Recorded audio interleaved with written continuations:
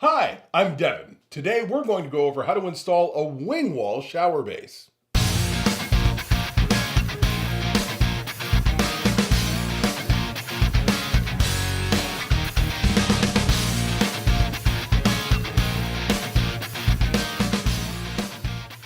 Behind me is a mock-up that represents your typical shower installation location. First, let's look at the tools you're going to need to install your base.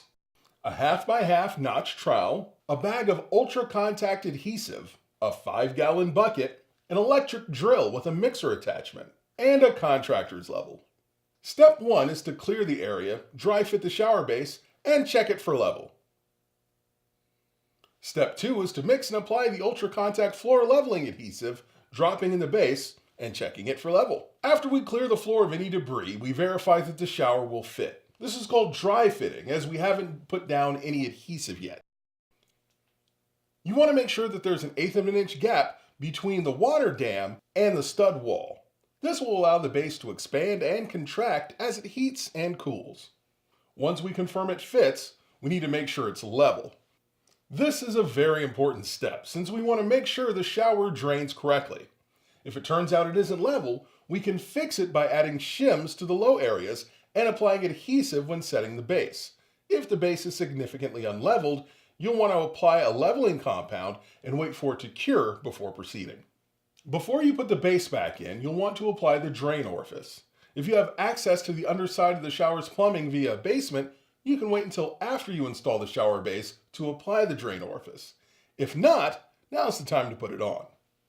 This polymer-based full contact mortar provides the ideal foundation for years of worry-free service from your shower base. Mixing the adhesive is a simple procedure.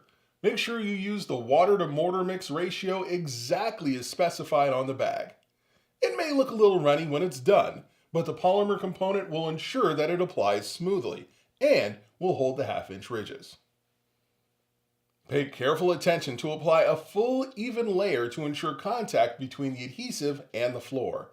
If there were any issues with the base being out of level, you'd want to apply adhesive or shims to the lower areas during this step. Note that we're doing the high-low method. We're lowering half of the base to the floor before we apply the second half of the adhesive. This is because this base is so large. If you place the low one in the corner as opposed to sliding it in, you won't disturb the ridges and you'll allow the adhesive to maintain consistent coverage. It's usually best to hold the drain end higher so you can use it as a handhold to lower the base.